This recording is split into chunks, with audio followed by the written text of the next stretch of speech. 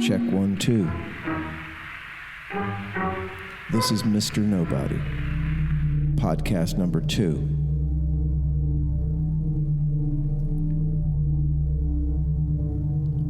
I think I need to understand why I'm doing this.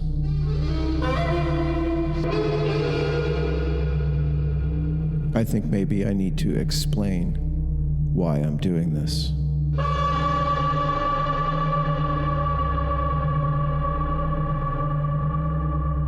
I had a son. It's not important what his name is, or was, or what my name is, or was. Now I'm Mr. Nobody. I'm Mr. Nobody. Because it doesn't matter. Mr. Nobody. I'm Mr. Now, Nobody. Now, it doesn't matter who I am or who you are. What matters is what we do. Operator, may I help you? What we put into this web called history, life, society, nature. Hello, who's calling? It's funny because I don't know if animals have names to each other. I know they recognize each other, that they are individuals. But so much emphasis gets put on who we think we are, how unique we think we are, how important, self-important. I can't do this. And how much attention we need from one another. Operator, may I help you? Usually it's a facade. A facade. A facade. A facade. A facade.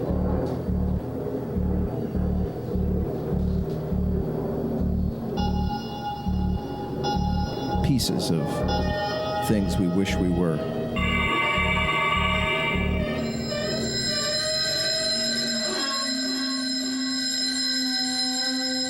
Yeah, so I had a son. And he died. He killed himself. He killed himself. I had a son. I had a son. I had a son. I'm looking at a Post-it note that's telling me to make calls. Must have been put there before he killed himself. Because his name is on the top of the list. So I still have fresh reminders. Some fresh reminders. Although it's been 2.5 years.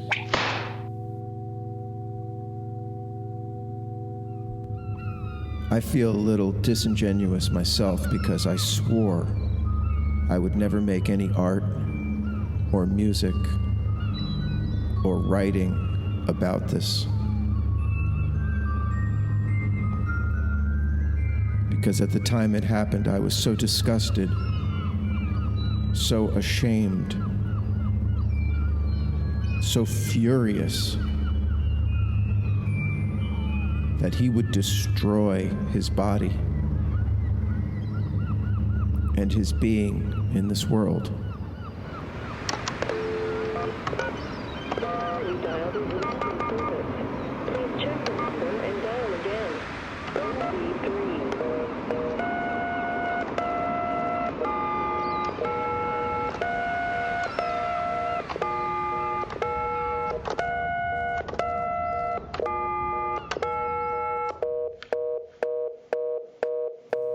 So much emphasis gets put on understanding why people suffer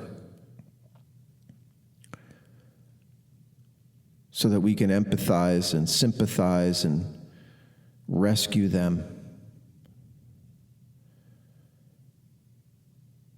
And all I felt was a slamming door.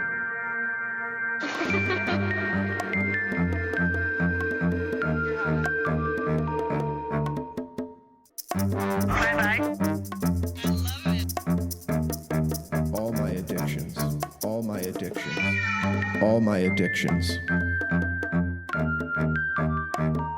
All my my addictions, all my addictions. I don't want anyone to know about them. I'm the only one with the power, with the control.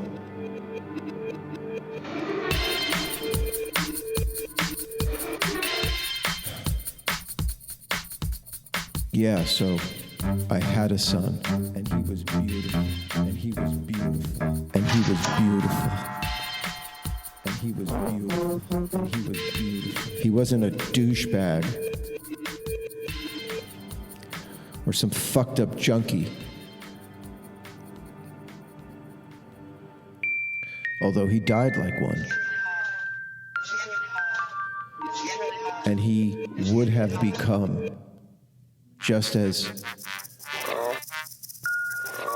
manipulative and deceitful and immoral or amoral, whatever.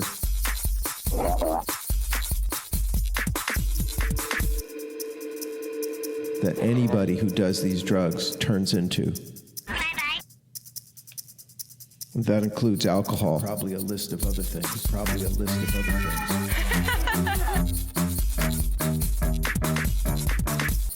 But the one thing that all those addictions that turn you into a shitty person, they all have in common that there's a wall that the user puts up between themselves and everything else. A wall, a veil, a wall. I think it's a wall. I think it's a wall. I think it's a wall.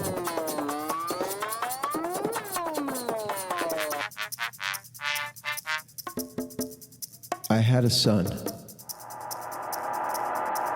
who killed himself.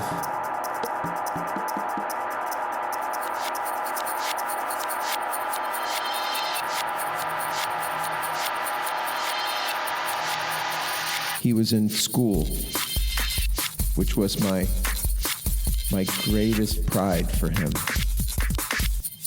After struggling myself for years of ignorance and unskill, when I finally took my ass to school in my 30s and bowed before knowledge itself, humbled myself in front of brilliant and skillful teachers, and saw my life change, felt my brain grow. The thing I really wanted for my son was to illuminate his mind with truth, knowledge, and skill. The good shit, not the bullshit, not the bullshit, not the bullshit, not opinions and trying to make yourself important or special using shortcuts.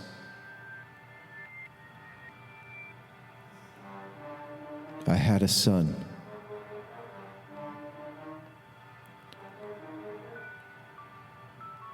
After the softball game, took a shower around midnight.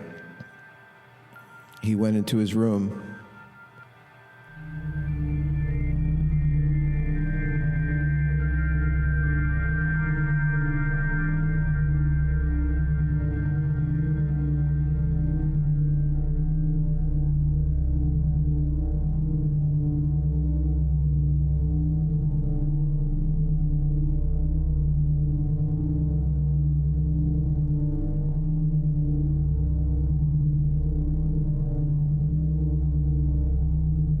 He was an athlete, a brilliant fighter, powerful fighter. So he was injecting the heroin fentanyl soup into his legs somewhere so that people couldn't see it on his arms. So obviously he was willing to hide it at that point. I know he put his headphones in.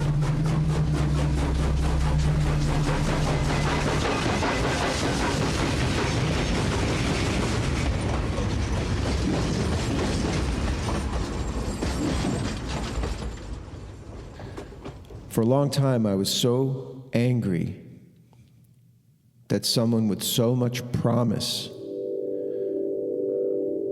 so much creativity,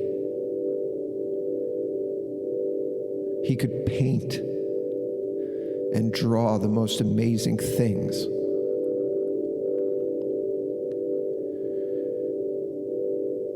He was becoming a deep and sensitive and skilled guitarist.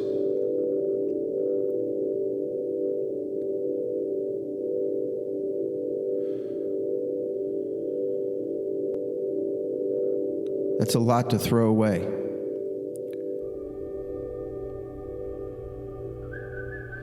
Most importantly, he was a good person in his heart. He was somebody who wanted to be part of helping people. You know, not just acquiring stuff and trying to keep it to himself.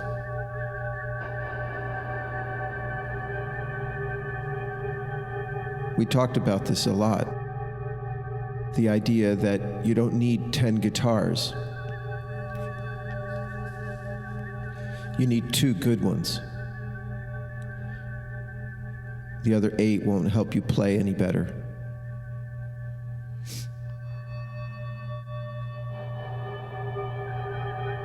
That a good martial artist is something that lives inside of you. It's not about what you say, it's about how it really is. Your humility, your willingness to learn, and do what's right.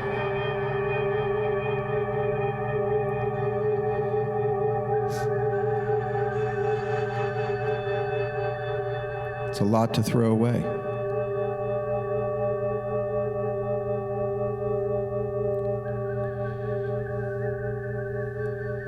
During that time, I was working on a show,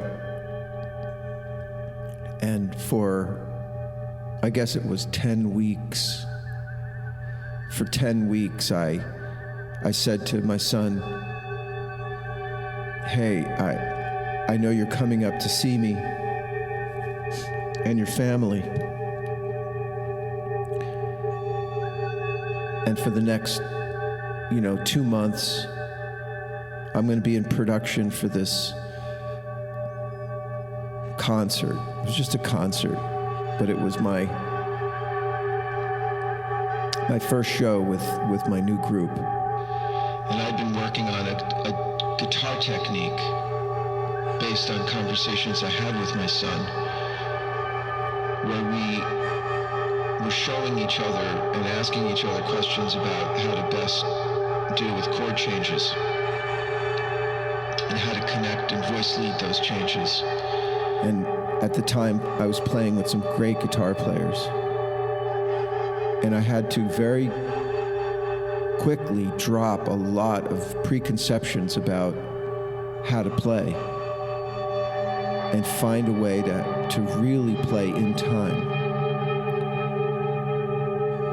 Similar to fighting, a lot of people train, but they have no idea how it looks like when it happens, or what it feels like when it happens, or what you have to do when it happens.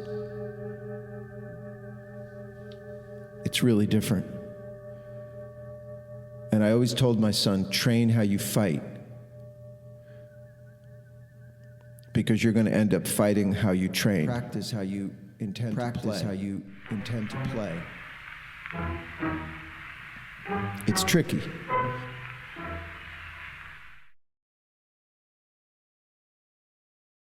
And it requires a lot of dedication and work and honesty with yourself.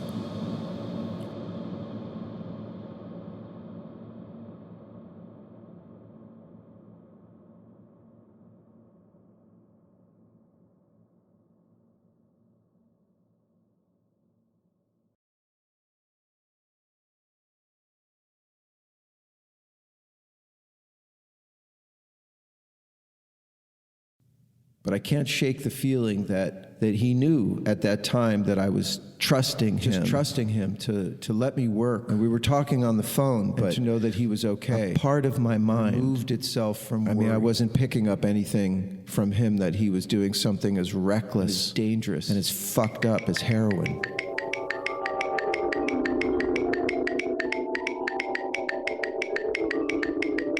But he was.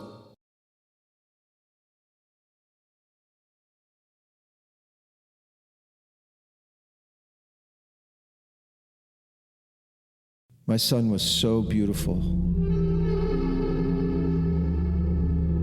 And he wasn't lazy either. He worked. I supported him, but I said, you have to get a job. And he got 2. He worked in a gym. At his funeral, some people told me that he had been helping this man in a wheelchair who was coming to the gym, and my son was reading, and he put his book down whenever this guy came. It's not out of pity, it's out of love and respect for the human spirit.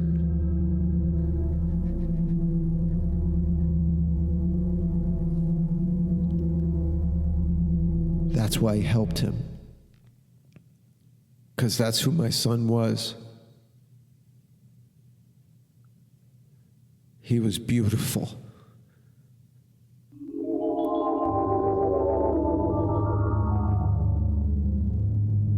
I heard a lot of stories about him where he stood up for what was right and decent, and he didn't let people get bullied.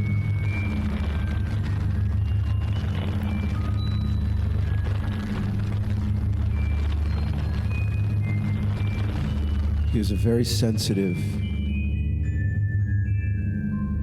and fun person.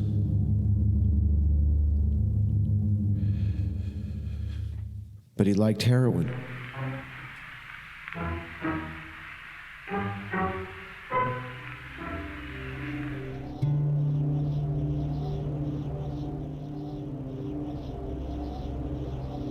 He hadn't, to my knowledge, done it for a while. Like 4.5 years. But I had heard at his funeral that through a former girlfriend of his who knew that he was looking for it. When I heard that, I know that if a person's looking for it, they're looking for it, they're looking for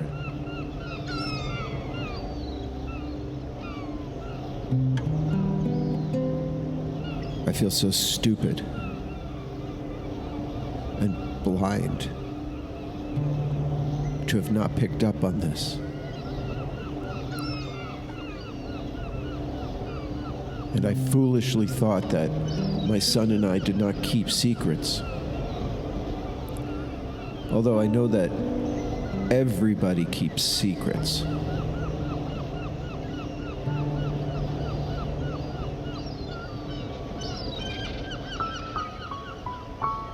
You keep secrets. I keep secrets. Usually they have to do with pleasure or shame. And usually those things are connected. That the things that we find pleasure in, we're ashamed of.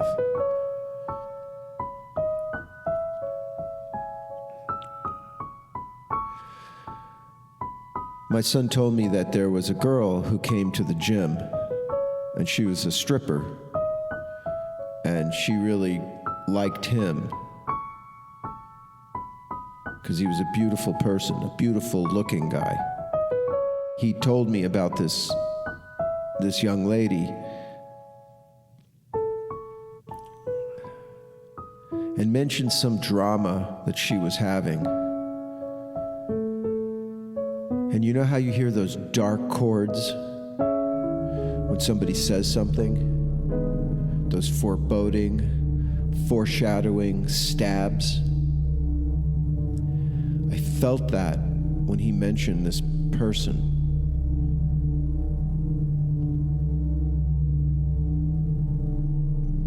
And I could tell that he was intrigued by her body and something else.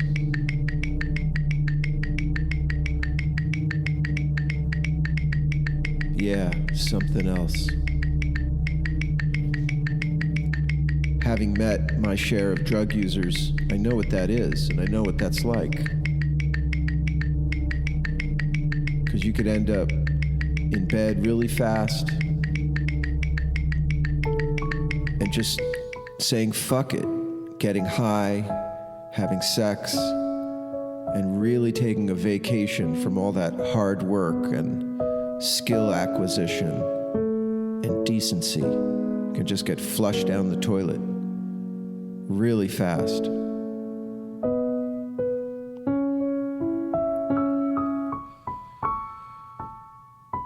And I told him, get away. Just get away from this chick. Do not engage.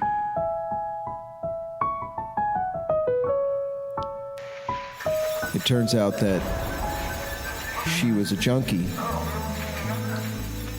and they had planned to shoot up or do drugs together.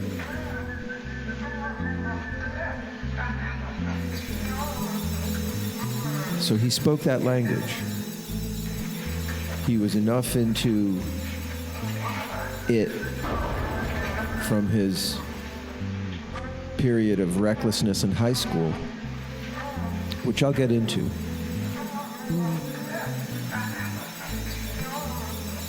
And I guess he wanted it enough, and the combination of the sex and the excitement and the vacation from reality and the wall and the wall and the it's wall. Pretty alluring. I've been there myself. Not with heroin or one of these bullshit drugs that kills people, but I've been there.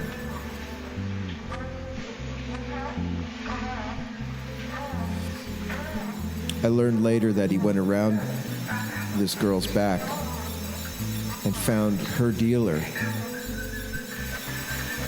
and scored hard drugs from this fucker. And she was really pissed off. And I only know this because it was in the texts in his phone.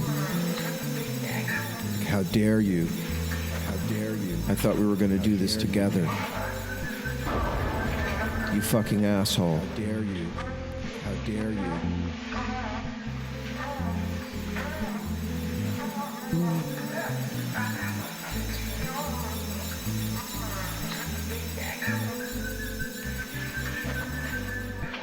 He wanted it on his terms. Yeah. Yeah. Yeah. Yeah. Yeah.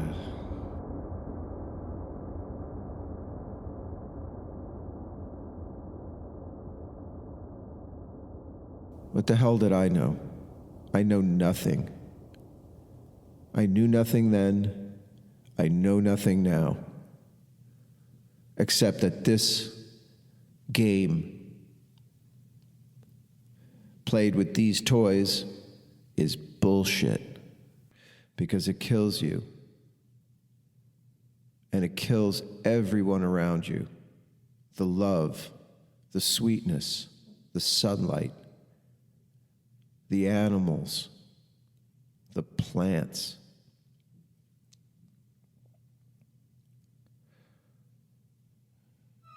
I had a wonderful son.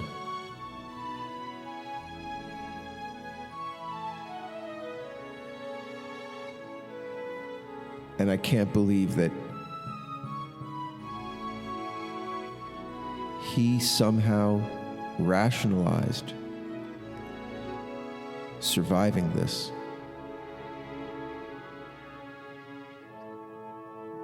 When all these people were dying everywhere, dropping like flies.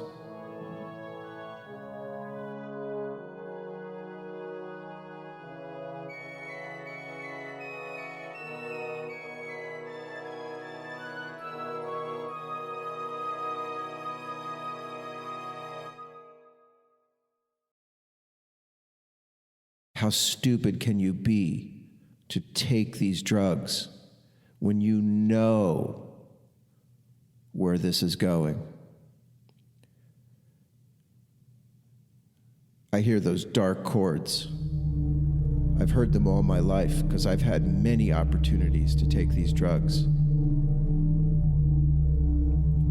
And I never met a junkie or a crackhead or a meth head that I liked. Never. I never met a person who was on those drugs and I said, ooh, I want to be more like them.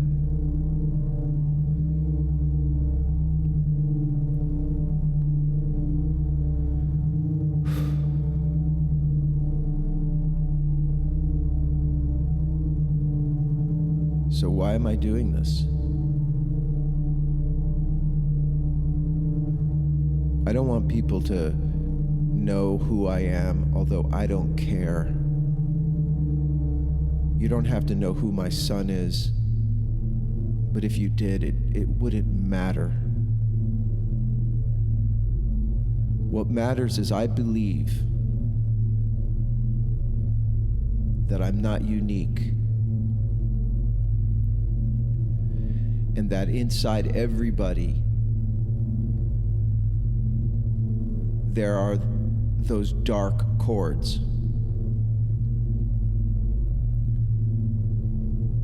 that should warn you.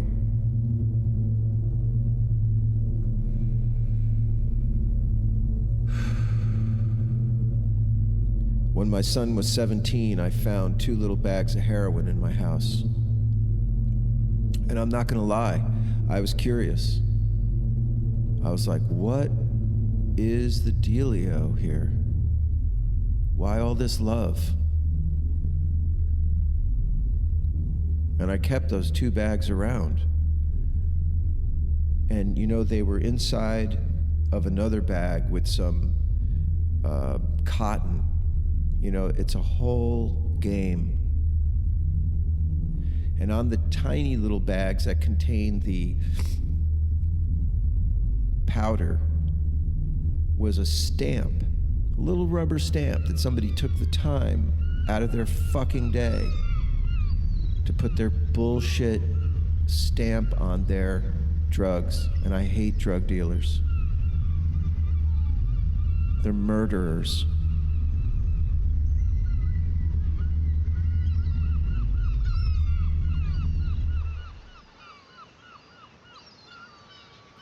I called my son up and I said, hey, I found this. I found these bags in my apartment, in our apartment where we were living. Whose are they? And he said, I'm sorry, Dad, they belong to my friend. I knew my son's friends, or thought I did. Who? And he said, I don't want to tell you. And I said, son, the person who is doing this is gonna die. Who would I be if I did not reach out to that person's family? Who would we be if we did not try to intervene knowing that they're gonna die from this bullshit? Please, let's help these people right now. And he said, Dad, they're mine.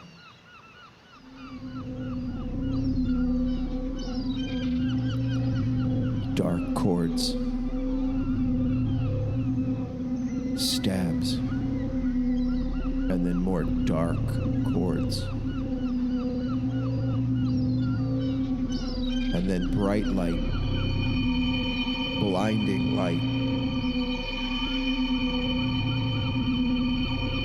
How stupid am I? Of course there is. Know yourself. Nothing to excess. I have heard that a person cannot know themselves